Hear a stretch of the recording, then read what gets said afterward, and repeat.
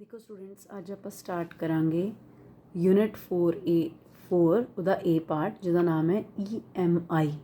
EMI की चीज़ होंगी है इलैक्ट्रोमैगनैटिक इंडक्शन। इलैक्ट्रोमैगनैटिक इंडक्शन इस चैप्टर का नाम है। पर पहले आप समझांगे कि इलैक्ट्रोमैगनैटिक इंडक्शन होंगी की है। हुण अगर तुहानूं याद होए यूनिट 3 के अंदर तुसीं की पढ़िया सी, ऑर्स्टर ने सानू ये चीज़ एक्सप्लेन की कि करंट कैरिंग वायर दे कोल इहदे अराउंड की पैदा होंदा है मैगनैटिक फील्ड। सो आप पढ़ लिया सी कि अगर किसी भी वायर दे विच करंट है, चार्ज भज रहा है, करंट है, तो उहदे अराउंड की पैदा होएगा मैगनैटिक फील्ड। तो एक साइंटिस्ट आया जिहदा नाम है फैराडे, जिहदा नाम सी फैराडे। फैराडे कहंदा है कि न्यूटन्स दा थर्ड लॉ सब ने पढ़िया, action is equal to minus reaction. अगर करंट तो मैगनैटिक फील्ड पैदा होंदा है तो मैगनैटिक फील्ड तो भी करंट पैदा होना चाहिए। ठीक है। सो फैराडे दे दिमाग दे विच आइडिया आया कि अगर ऑस्टर ने इस चीज़ को एक्सप्लेन किया है कि करंट तो मैगनैटिक फील्ड पैदा हो सकता है, तो मैगनैटिक फील्ड तो की पैदा करने नाल करंट तो मैगनैटिक फील्ड हो रहा है। ऑस्टर ने एक्सप्लेन किया मैगनैटिक फील्ड तो भी की पैदा होना चाहिए है, करंट। सो फैराडे ने इस चीज़ को एक्सप्लेन करने की कोशिश की।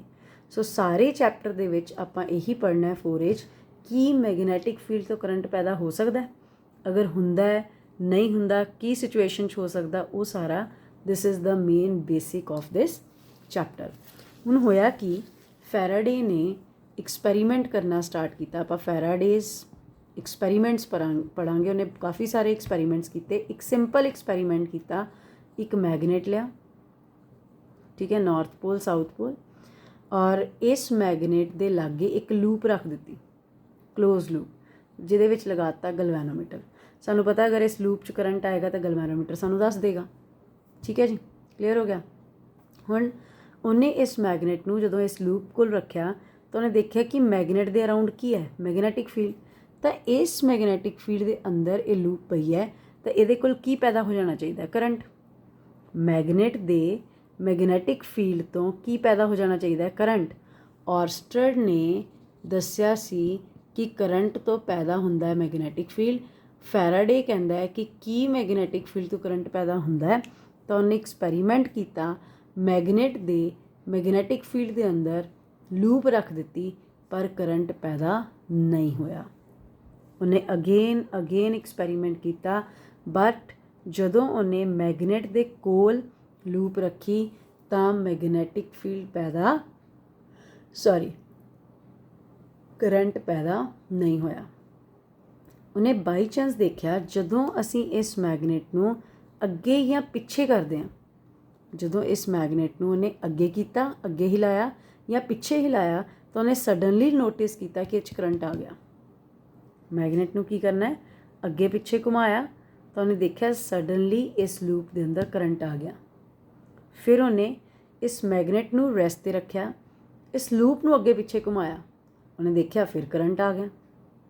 ठीक है। अल्टीमेटली बहुत सारे एक्सपैरीमेंट्स करन तो बाद उन्हें ये नोट किया कि अगर मैगनेट या लूप रेस्ट ते है, रेस्ट का मतलब इत्थे लगातार कॉन्सटेंट मैगनैटिक फील्ड एक्ट हो रहा है। अगर मैगनैटिक फील्ड की है कॉन्सटेंट, तो वह कभी भी करंट नूं पैदा नहीं कर सकता। मैगनैटिक फील्ड है, आप अज्यूम करके चलते हैं कि मैगनेट बहुत सारिया मैगनैटिक फील्ड लाइनस छड्ड रहा है। मान लो ये 4 मैगनैटिक फील्ड लाइनस छड्ड रहा है, 4 कॉन्सटेंट नंबर है मैगनैटिक फील्ड लाइनस का। ये सारिया मैगनैटिक फील्ड लाइनस जदों इस लूप के विचों क्रॉस करदियां, ठीक है, कॉन्सटेंट मैगनैटिक फ्लक्स लग रहा है, कॉन्सटेंट मैगनैटिक फील्ड एक्ट हो रहा है। जदों इस लूप के विचों लगदियां तो करंट पैदा नहीं हुंदा। कदों नहीं करंट पैदा हुंदा? When magnetic flux, magnetic field lines crossing through a particular area, इनू असी मैगनैटिक फ्लक्स कहने, असी पिछले चैप्टर च पढ़िया। सो मैगनैटिक फ्लक्स की वैल्यू अगर लगातार कॉन्सटेंट है, या कह लो मैगनैटिक फील्ड की वैल्यू कॉन्सटेंट है, तो कभी भी करंट पैदा नहीं हुंदा। ये फैराडे ने बहुत सारे एक्सपैरीमेंट्स करन तो बाद रिजल्ट कढ़िया। लेकिन अगर मैं इस मैगनैटिक फ्लक्स नूं चेंज करावां, मीनस कोल लैके आवां लूप दे, magnetic flux per unit area ज़्यादा हो जाएगा, दूर लेके जावां magnetic flux per unit area घट जाएगा, या कोल लेके आवां मैगनेटिक फील्ड वध जाएगा, दूर लेके जावां मैगनेटिक फील्ड घट जाएगा। सो बाय चेंजिंग मैगनेटिक फील्ड या by changing magnetic flux scientist Faraday ने देखा कि करंट आना शुरू हो जाता है इस लूप के अंदर। तो अल्टीमेटली उन्हें result कढ़िया whenever there is a relative motion between the two, A rest ते A motions या A rest ते A motions या दोनों अगे पिछे motions, whenever there is a relative motion between the two, magnetic flux या magnetic field लगातार change होएगा, जिहदे करके की आ जाएगा करंट पैदा होना शुरू हो जाएगा। इनू कहते इंड्यूस्ड करंट, प्रोड्यूस करंट नहीं कहना, की कहना है इंड्यूस हो रहा है करंट, किसी चीज़ तो पैदा हो रहा है current. So this phenomena is called electromagnetic induction. By changing the magnetic flux, current is induced in the loop, closed loop. So this phenomena is called electromagnetic induction. इनू कहते हैं EMI। मैंने उम्मीद है सबनों समझ आया what is electromagnetic induction and what are Faraday's experiment. सो ये तो एक एक्सपैरीमेंट सी, इस तरह के बहुत सारे एक्सपैरीमेंट्स फैराडे ने किए। दूसरा एक्सपैरीमेंट उन्हें किया एक करंट कैरिंग लूप लई। इस करंट कैरिंग लूप के अराउंड की पैदा हो गया मैगनेटिक फील्ड, ठीक है। फिर वो लागे लूप रख दी गलवैनोमीटर लगा के, इनू अगे पिछे किया, अगेन मैगनेटिक फ्लक्स चेंज होना शुरू हो गया, या इनू अगे पिछे किया या दोनों अगे पिछे किया। सो जिथे भी फ्लक्स चेंज हो गया उत्थे की पैदा हो गया करंट इंड्यूस हो गया, ठीक है, इंड्यूस्ड करंट आ गया, या EMF भी कह सकते हैं। EMF is induced. EMF की होंदी है इलैक्ट्रोमोटिव फोर्स, इलैक्ट्रॉन्स नू अगे लैके जाने वाली फोर्स। सो अगर इत्थे वेरीएबल फ्लक्स आ रहा है, लगातार मैगनेटिक फ्लक्स की वैल्यू चेंज हो रही है, तो इत्थे EMF या एक ही गल है करंट पैदा हो जाएगा। This is the second experiment of Faraday. Third उन्हें किया एक सर्किट लिया, ठीक है, मान लो इत्थे बल्ब वगैरह लगाता, इत्थे की लगाती, की नू बार बार ओपन क्लोज किया। ओपन करन दे नाल की होएगा सर्किट च करंट मैक्सीमम टू 0 आ जाएगा, और क्लोज करन ते करंट 0 टू मैक्सीमम आ जाएगा। लगातार open close.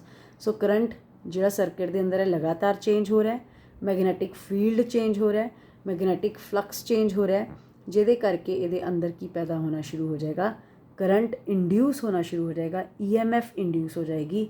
So this is the third experiment of Faraday. So इस तरह फैराडे ने अलग अलग एक्सपैरीमेंट्स करन तो बाद अल्टीमेटली ये रिजल्ट कढ़े जिन्हों असी फैराडेज लॉज कहने आ, और पेपर दे विच अक्सर फैराडेज लॉज आंदे है, फैराडेज एक्सपैरीमेंट नहीं आंदे। सो पहला है whenever there is a change in magnetic flux, current is induced in the loop, ठीक है। सेकेंड की है किन्नी EMF या करंट इंड्यूस होंदा है, it depends on rate of change of magnetic flux.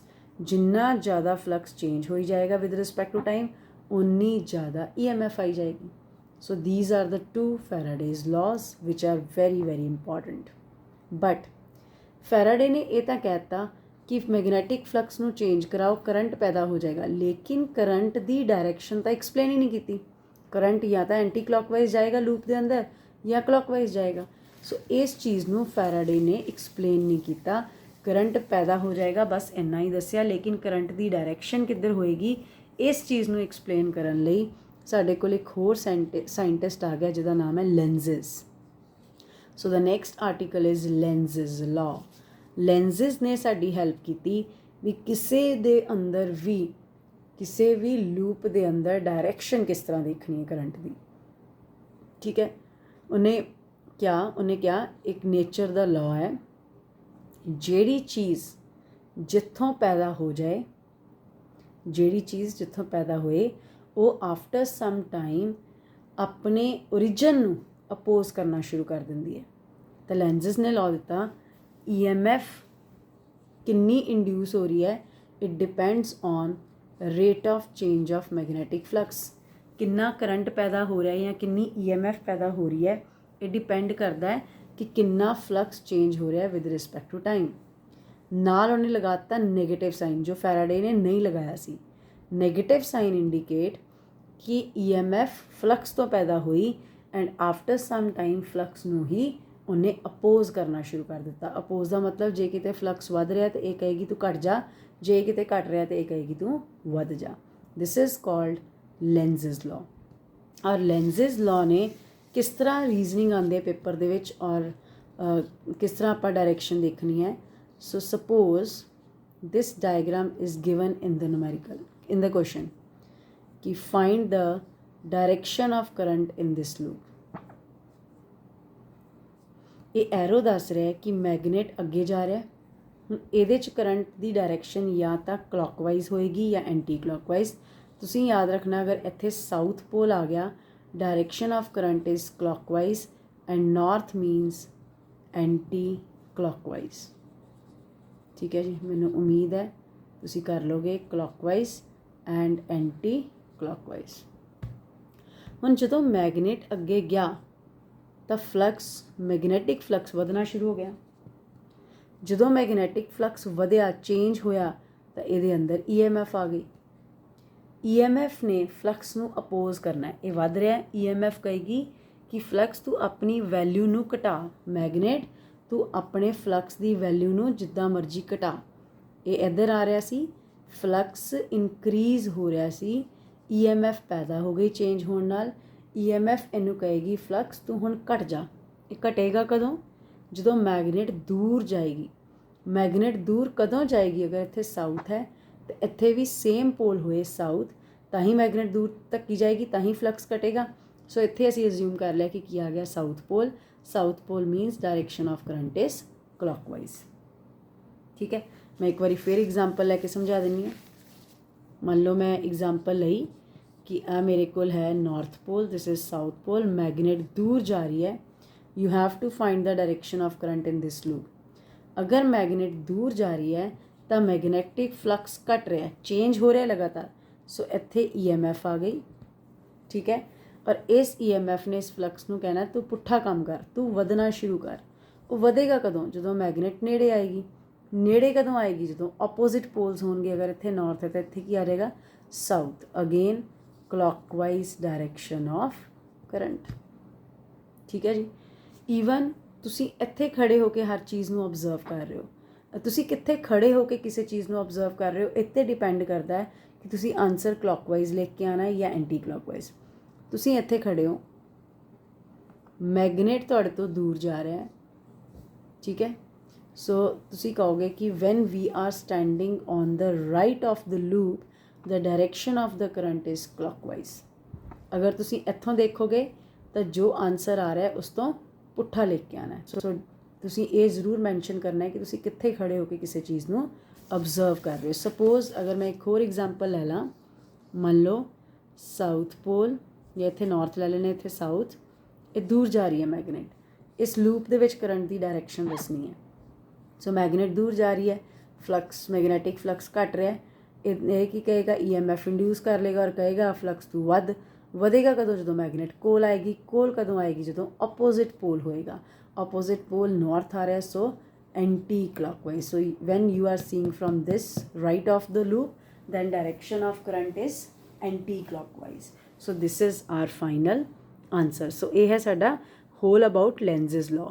lenses law ਦੇ ਉੱਪਰ ਬਹੁਤ ਸਾਰੇ ਰੀਜ਼ਨਿੰਗਸ ਹੈ। ਸੋ ਨੈਕਸਟ ਵੀਡੀਓ ਦੇ ਵਿੱਚ ਤੁਹਾਨੂੰ ਮੈਂ ਅਗਲੇ ਰੀਜ਼ਨਿੰਗਸ ਕਰਾਵਾਂਗੀ। Thank you.